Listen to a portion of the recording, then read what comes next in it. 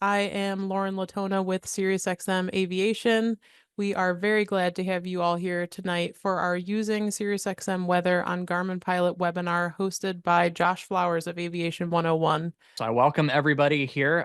Really appreciate y'all supporting SiriusXM and of course Garmin and Garmin Pilot. And I'm ready to dive into this awesome content. We're going to talk about a lot of features within Garmin Pilot as well as SiriusXM and how the two products talk to each other through data links and all sorts of amazing features that are embedded within Garmin Pilot.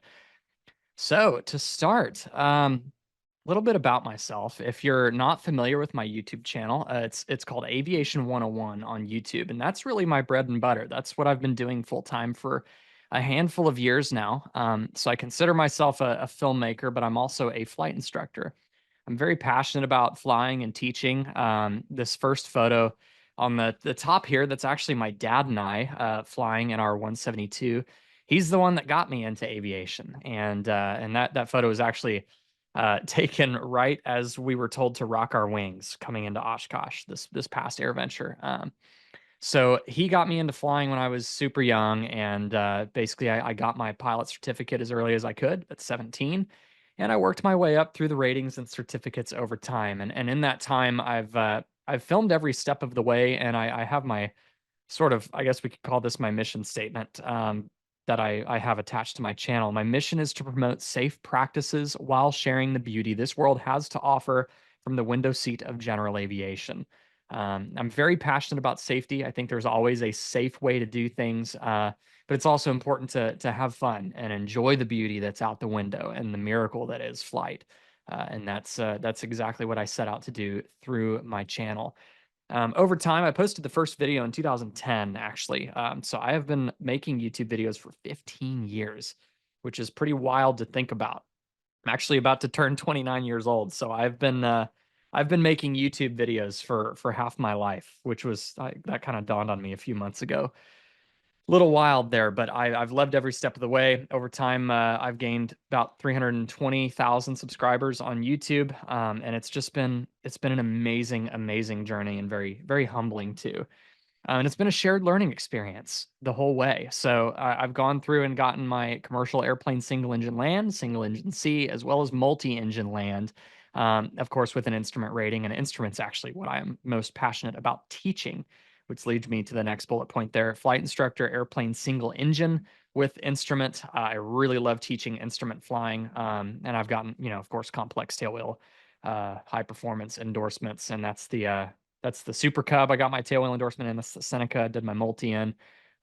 It's been a really amazing journey being able to share all of this with my audience on YouTube and just really get to debrief my flights and enhance my learning experience while I'm at it has been a real treat. So, without further ado, let's dive into some SiriusXM and Garmin topics. So, why do I personally use SiriusXM? Well, my first consideration before I was ever introduced to SiriusXM or started playing with it was, well, with ADS-B, I mean, don't you get the same data anyways? So why use SiriusXM and have that sort of data coming into your iPad or whatever you're using?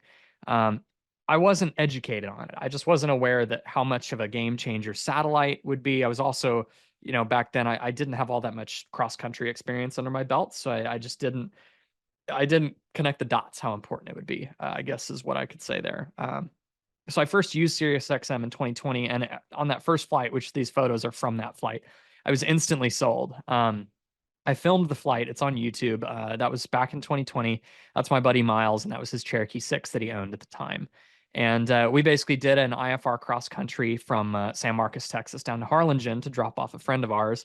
And I was just really blown away, particularly by being able to receive weather on the ground.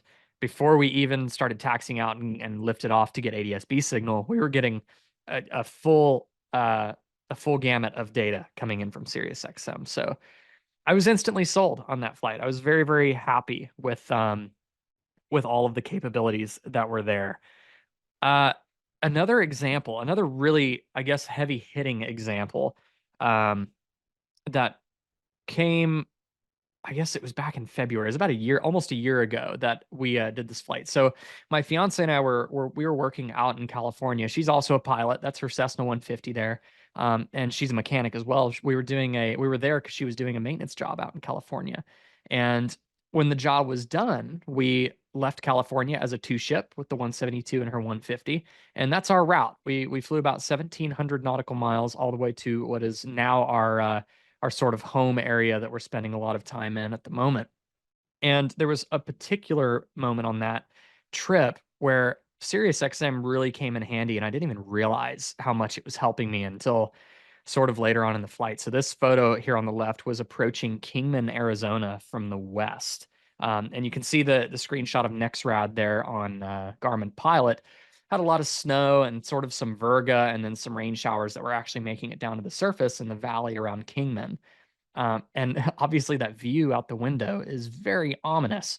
Uh, and without having satellite weather, I would have had no images on both the Garmin G3X, or actually the Garmin G3X, the 750, and the iPad in the Skyhawk there. I would not have had any weather because I noticed right here, this little icon where the arrow is pointing, I noticed that when I was getting close to Kingman, I said, wait a second, I'm not even getting ADS-B. And I went to the devices page on Garmin Pilot, and sure enough, I had no data link information, no data coming from ADS-B. I was only receiving SiriusXM, and that was kind of a wow, that's pretty cool sort of moment for me. Once again, that just solidified my belief in the importance of SiriusXM on these cross countries. If you're just getting started with your Garmin GDL52 or whatever the device may be, and linking up SiriusXM, the first step is going to be pairing the GDL52 to a tablet or smartphone. It's very, very simple. The Garmin GDL52, basically, as long as you have not reached your device limit, which according to Garmin, it'll support up to 2 wireless display devices and 2 wired display devices. So as long as you haven't reached that limit of devices connected to your GDL, the GDL will go into pairing mode automatically. As long as you're not past 2 wireless devices currently connected to the GDL, it will open itself up to pairing to any new device. So it's real simple. You go to the Bluetooth settings on your device and you select it there, and it will go ahead and connect. So you simply press the power button, let it boot up, and it should be available to be paired, so long as you're not past that device limit. Next up will be checking the firmware on your Garmin GDL. And it's real simple, made very simple in Garmin Pilot. So there's a couple of ways to do it. First, on the left here, you can go to the devices dashboard in Garmin Pilot. So referencing the tabular menu, there's a couple of ways to organize Garmin Pilot. I like the tabular menu because it's less keystrokes to get to where I need to go. Some people prefer to have the home button up here, sort of like Garmin Avionics. Either way works great. Either way, you will see all of these same options. So if we go to the devices page, the first place we can look is the dashboard. If we go to the dashboard's going to list all of the devices that we have connected to the airplane, or to Garmin Pilot. In this case, I have my Garmin GDL52 connected. And it's giving me all the status here of everything. Of course, we have excellent Sirius XM quality, and I had no ADS-B signal here because I took these screenshots on the ground in the hangar, of course. And then, of course, I have all of my other devices listed here. But right up here, in the information for the GDL52, we have firmware. It says V2.22 installed. And another way to look at it, in devices, we could also go down here, instead of having dashboard selected, we can go down and select GDL52. If we select GDL52, that's going to bring us into kind of an expanded settings page for the GDL52. And right at the top, we have a green check mark next to firmware. That's telling us that it is up to date. A third option to check on firmware is on this left menu here. Click on firmware, and it will give you the firmware status for every device you have connected, whether you're connected to a GDL51 that's installed in the panel, maybe you're connected to a flight stream for your GPS or G3X Touch, whatever it is, it will show you the software status for all of those devices. So right here, it's showing us the status for my GDL52, and it has the Bluetooth name of the GDL52 right there as well. It's got a green check mark. If the firmware is not up to date, you'll have an option to update it. It will give you like an update button that says that prompts you that the firmware is out of date, and you basically can, as long as your device, your phone or your iPad, whatever it may be, is connected to internet, you can download the firmware update. And basically, Garmin Pilot will store that firmware update within the app, and it will apply that firmware. It will install that firmware update to your GDL next time you connect it to Bluetooth. So makes it real easy on you. You don't have to do a dance and connect things and all together to make it happen. You can just install the firmware update on your iPad through Garmin Pilot, and it'll be ready to go next time you connect. So once your firmware is update, the next thing that you're going to want to look at is a signal refresh. So this is applicable when you are first subscribing to SiriusXM service and you want to get your device connected up to it and start getting your weather data and your radio stations and everything. Or if you have renewed your service and you need to get a fresh signal sent to your Garmin device, your GDL, in order to get it reset. So it's real simple. First thing you're going to need is your radio ID. So on the physical device, you can turn it over. So this is actually a picture of the underside of my GDL 52. Just flip it over, and here's the FCC ID and everything. You want the Sirius XM radio ID. That's the number you're going to need right there. Another way to look at it is if you connect it to Bluetooth to your iPad or phone or whatever, you can go to the Sirius XM tab right here, and under it'll show basically it will basically tell you all the information for status of your data link information. So you're connected to weather, audio controls available, and excellent quality on the signals for both of those. And then device information, it will give you your radio ID right here. So that's another way to get your radio ID. Step 2 is to go to SiriusXM.com/refresh. Easy to remember. It will give you this page. You can do this on mobile or your computer, whatever it may be. In fact, this was a real instance. These screenshots are real. I actually had to do this. It had been a few weeks since I had used my GDL, and I forgot that it renewed. So I went to SiriusXM.com/refresh, just like I said, and you type in your radio ID. Step 2 is you set your radio or your satellite receiver.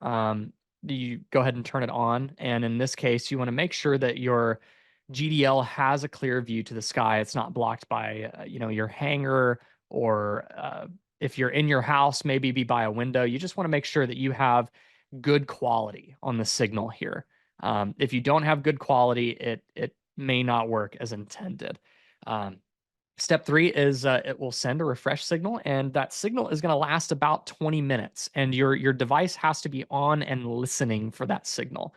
So it has to have a good signal, which usually means a relatively clear view of the sky. And within a few minutes or up to 20 minutes, your device is going to get that refresh signal, and you're going to start getting your SiriusXM data, both audio and weather in this case. So it's really, really simple, and that is a necessary step to get your device working and get a signal. So just as a reminder, let's highlight the difference between ADS-B and SiriusXM. So what is the benefit of SiriusXM? Well, ADS-B, as we know, is ground-based, and that presents a few problems when it comes to flying.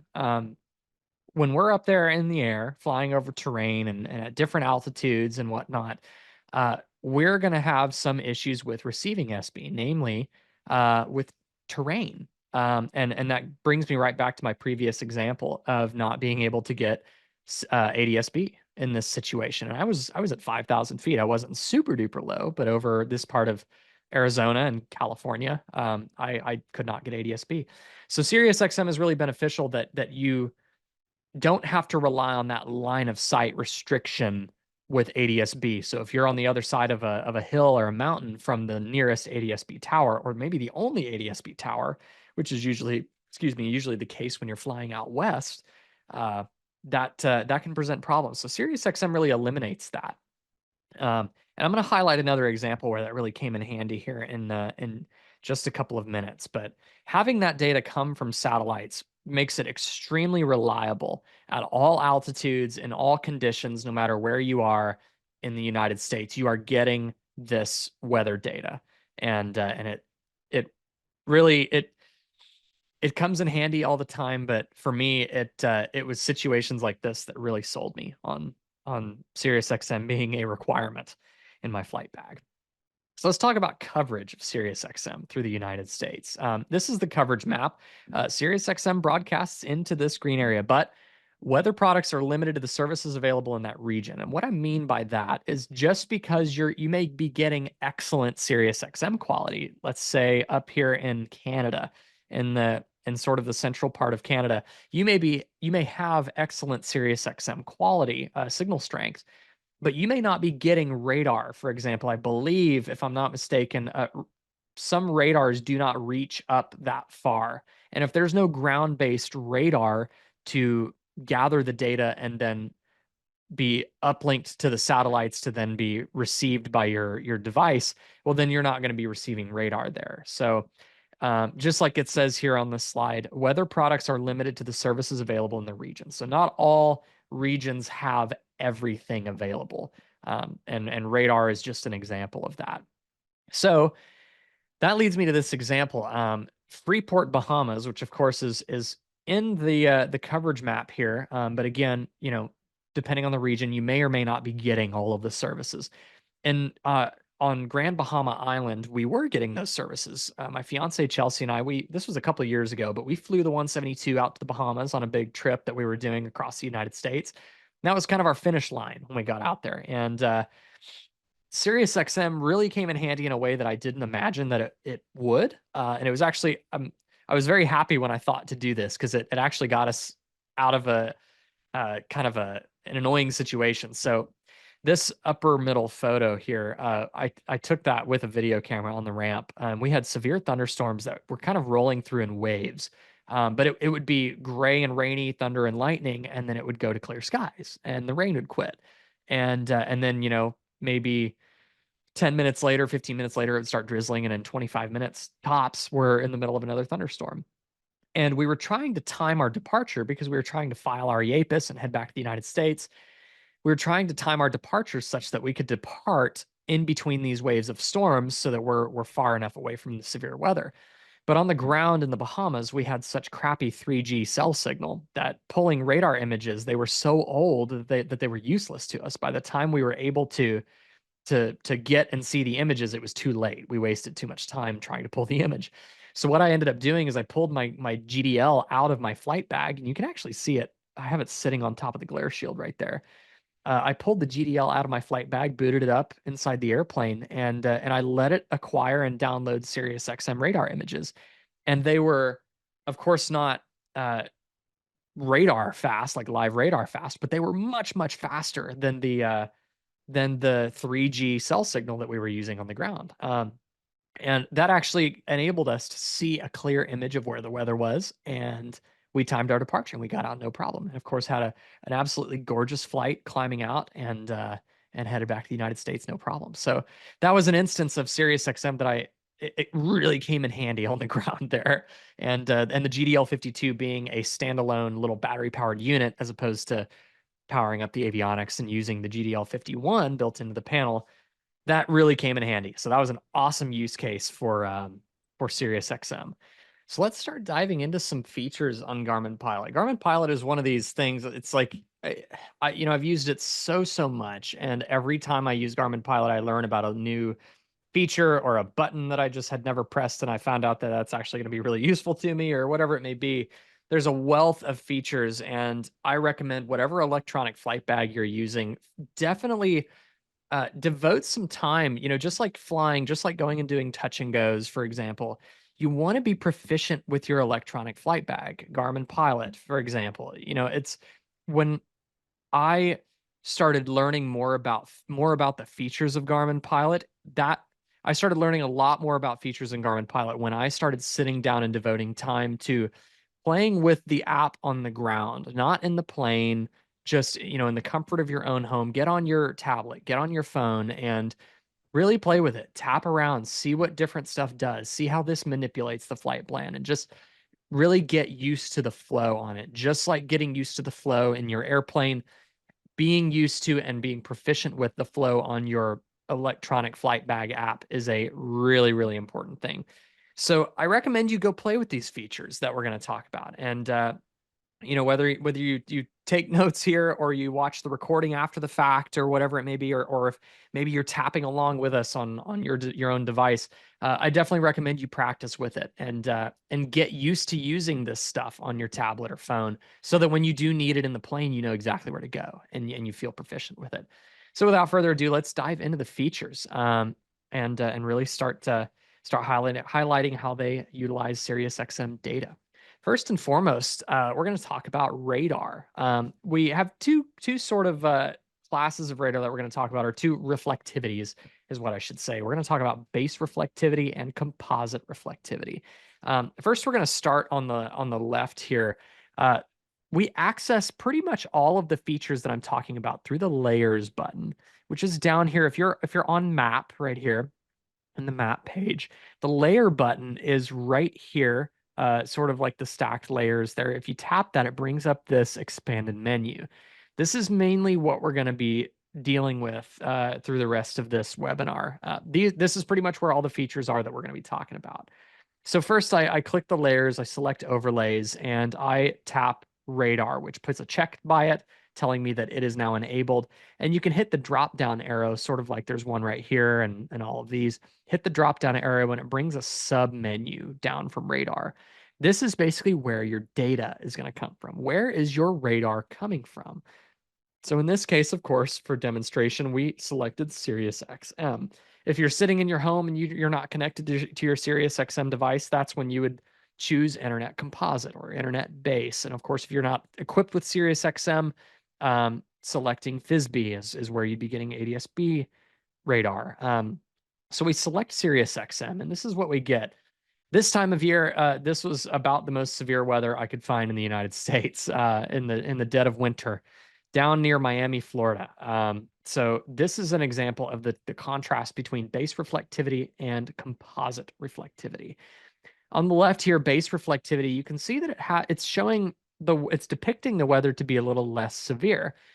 Composite reflectivity is showing it to be more severe than the base. And the difference here is composite is taking all of the elevations of images. So it's like selecting all of the tilts on a radar unit, and it's taking all of those images and it's stacking them and combining them and making it into sort of one digestible composite image for the radar. That's what composite means. It's showing you these storms from base to echo tops and everything in between, sort of the most severe parts of it. Whereas base reflectivity is it's showing you the lowest layer of that weather. And where base reflectivity comes in handy, especially for those of us who are flying little slow Cessnas around the country, base reflectivity is really nice if we're, say, cruising at 2,000 or 3,000 feet, and we just want to know what precip is making it down to the surface. What precip is actually making it down through the cloud layers and is causing visibility and visibility and flight condition issues. That's where base reflectivity really comes in handy. So selecting SiriusXM on this menu here will bring up that option. And then, of course, we can select SiriusXM base, and that gives us this image. Regular SiriusXM will give us the composite reflectivity. Next up is lightning. So right below the radar option here is lightning. And of course, same drop-down menu that we showed in the previous slide. We have SiriusXM selected there. And lightning, and you can see the lightning icons here, for example, out in the Gulf.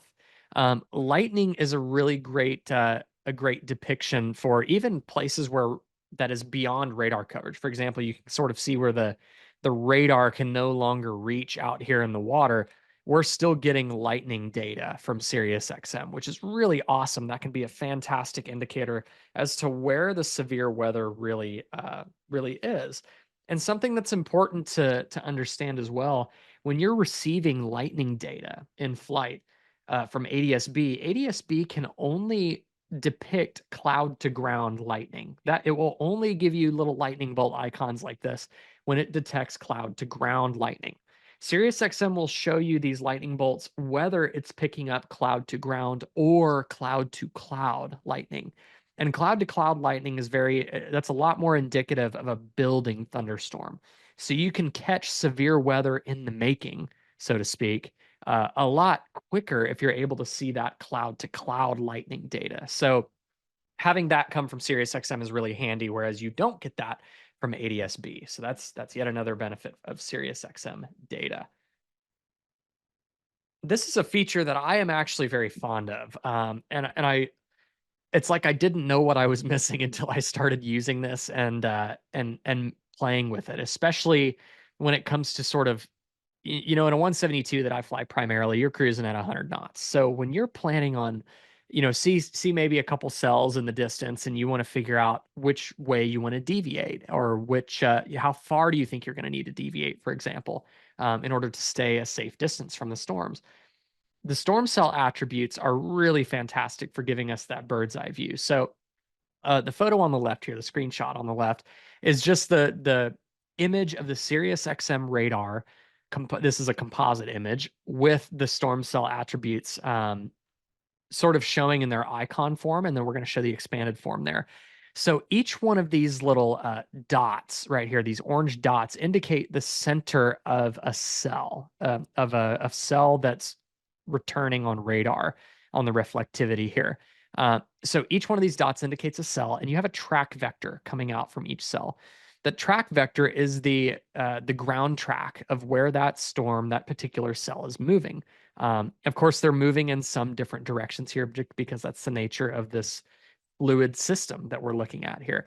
And these numbers are the echo tops of these cells in hundreds of feet. So at a glance, we can see that, okay, this set of storms right here are pretty much topping out at 30,000 feet, and they're roughly moving northeast. Now, these track vectors are 1 hour in length, and each tick mark indicates 15 minutes. So it's predicting where this storm cell is going to be in 15 minutes, 30, 45, and 1 hour. So really handy there. We can tap on any of these storm cell attributes, and it will pull up the handy dandy Garmin Pilot radial menu. I love this radial menu. So nice on a map, especially when you have a map that gets nice and cluttered.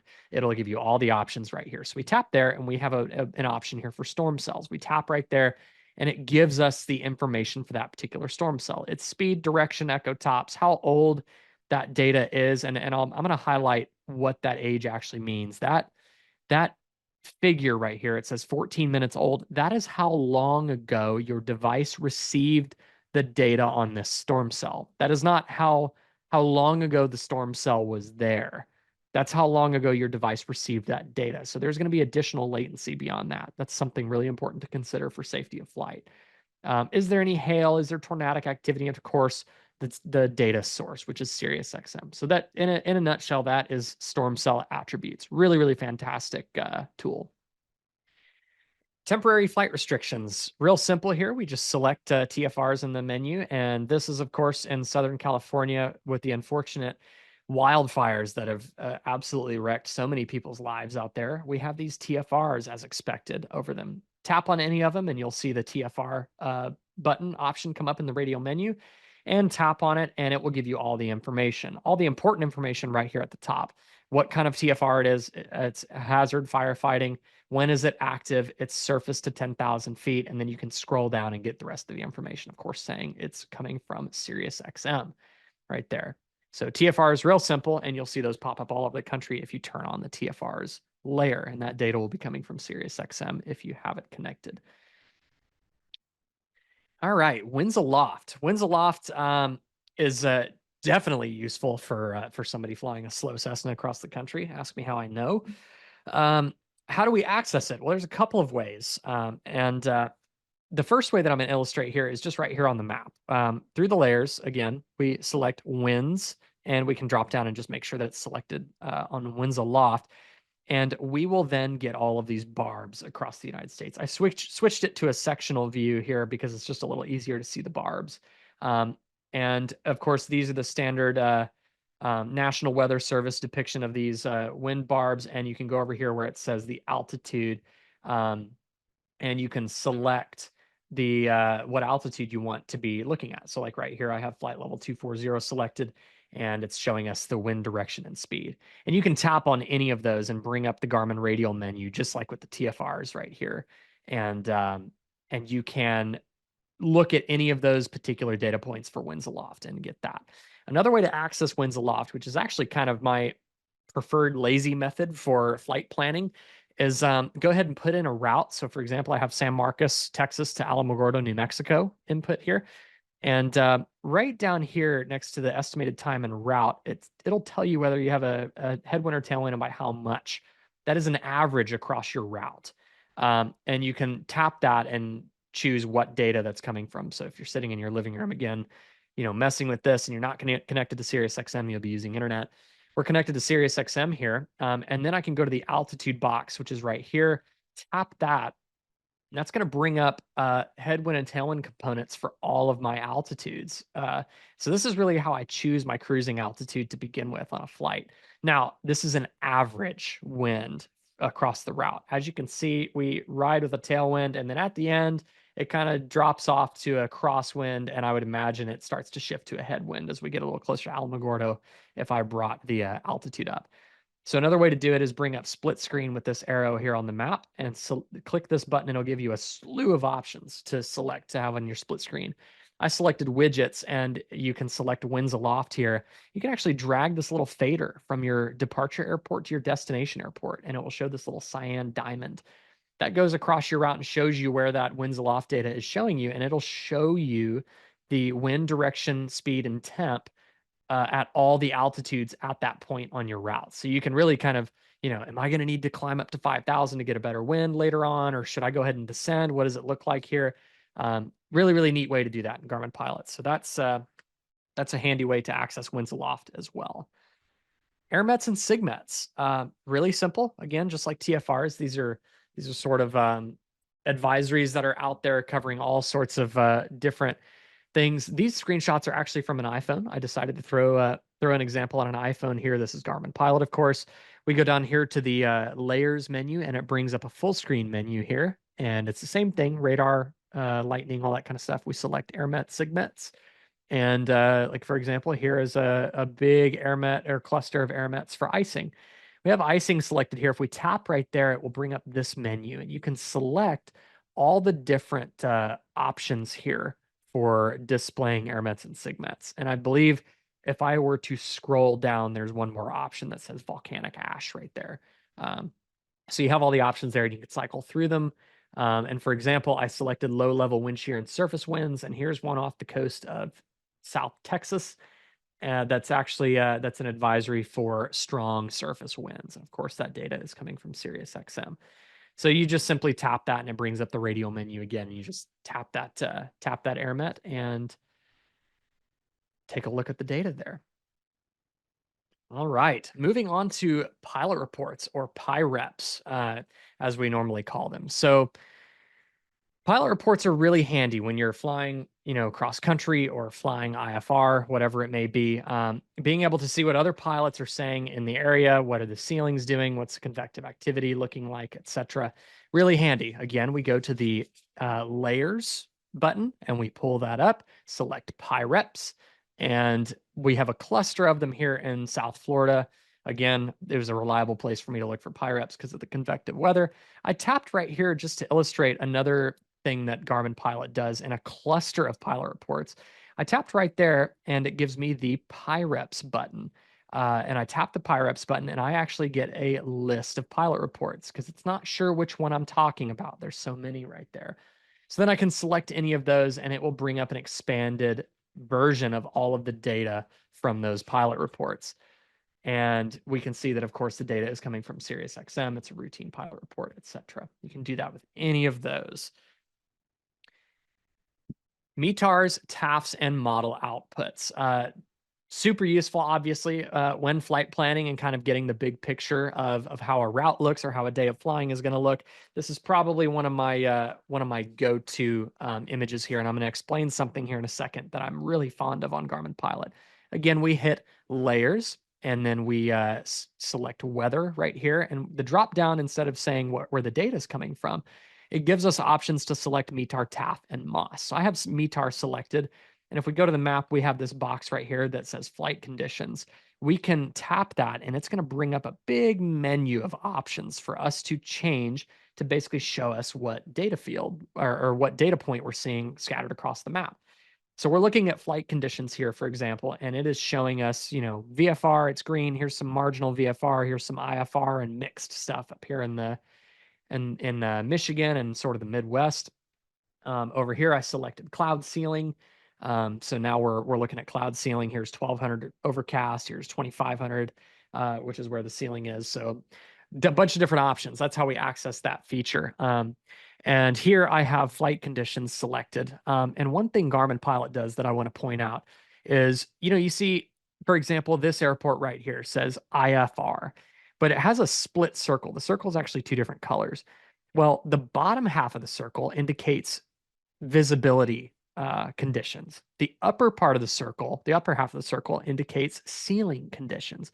So overall, the airport is IFR. However, what's making it IFR is the visibility. The visibility is what's IFR. The ceiling is just marginal VFR based on the blue there. Or go down here to this airport, which is low IFR. It's got low IFR visibility with marginal VFR ceiling. So I tap that radial menu and tap the button there and bring up weather. And we can, of course, see that the vertical visibility is 1,000 feet. So technically that is marginal VFR, right on the edge, but that's marginal VFR. But our visibility is a quarter statute miles. So that is nasty low IFR visibility. So that's a really cool thing with the flight conditions that Garmin Pilot does is it gives you more information than just, is it IFR? Is it marginal? Why is it? Is it visibility or is it ceiling? So really, really neat there. Moving on to Echo Tops and Cloud Tops. This is a really, really useful feature here. Coming from SiriusXM, you can pull up the infrared layer here to see the cloud layers right here, and then we can also get an image of what the Echo Tops are doing. So how to access that again, you just go to the layers and select clouds, and then we can also select Echo Tops right there, either one of those. In this particular image, I have clouds selected, which is what we're looking at here, and then this is going to be Echo Tops. And you can slide the fader again, just like Winds Aloft, tap that and slide the fader for altitude, and it will show you sort of like a bunch of layers of images. As you move that fader, it will show you the different cloud saturations. So really, really useful. And of course, let me back up just for a second. The difference between cloud tops and echo tops. Cloud tops are going to be just your general cloud layers. Where do the clouds end, whether it's stratiform, cumuliform buildups, whatever it may be. Echo tops are associated with storm cells. For example, down here in Florida, 30,000 feet on the echo tops here. Whereas over here, the rest of this is just showing where the top of the clouds are. And then when we're looking at echo tops, that's having to do with convective activity. And I really used that feature on this first flight that I took with SiriusXM. Air traffic control said, hey, if you're willing to go down to 5,000 feet, I can give you direct destination, which was actually a pretty big shortcut for our route. So we didn't want to cruise an IMC. So I actually used the cloud layer on SiriusXM and rolled the fader to see where the clouds stopped, and the clouds were actually going to be below us. So that was perfect. We took the descent, took the shortcut, and everything was good. I was impressed by having that data at my fingertips. Really, really awesome. Next up is surface analysis and freezing levels. So we've all seen, the prog chart here, just the latest surface analysis. Well, with SiriusXM and Garmin Pilot, we can actually overlay the surface analysis on the map, which is really handy.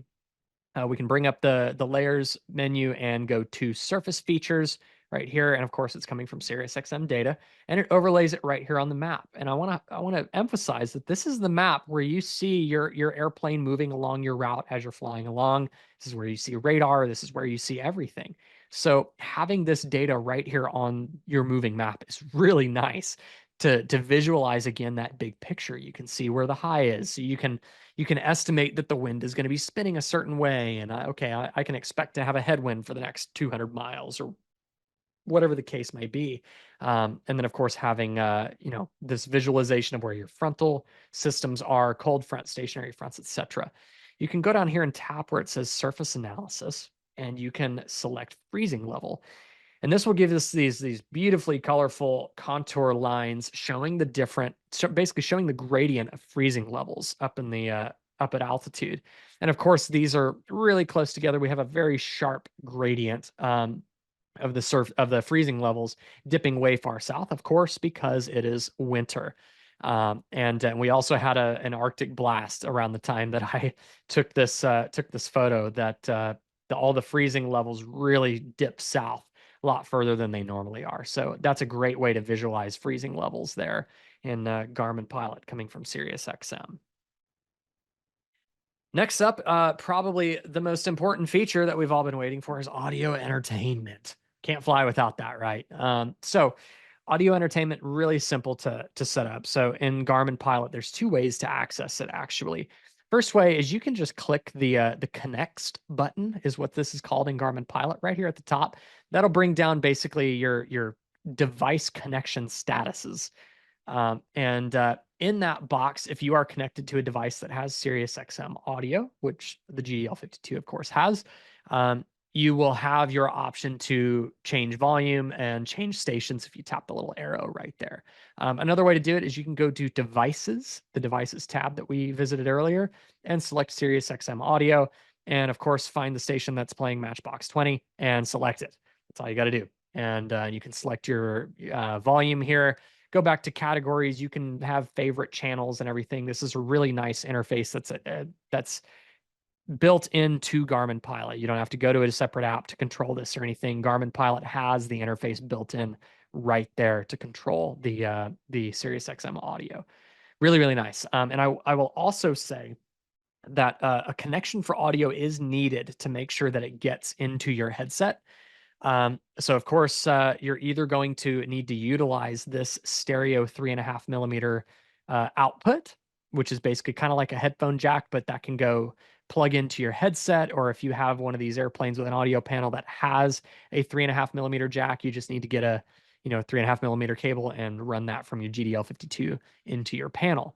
Another way to do it is to connect a Bluetooth audio device to the GDL, and there are, I think, are a couple of different ways to do it. I've personally never done it, but I know you can connect, for example, get your headset paired to the GDL 52, and you can then listen to the audio directly to your headset and control it through Garmin Pilot. The last feature I want to talk about here or I guess the last page really that I want to talk about is the Garmin Data Link page. And really just talk about Garmin Data Link devices, or GDL, which is what we're talking about here, the GDL 52.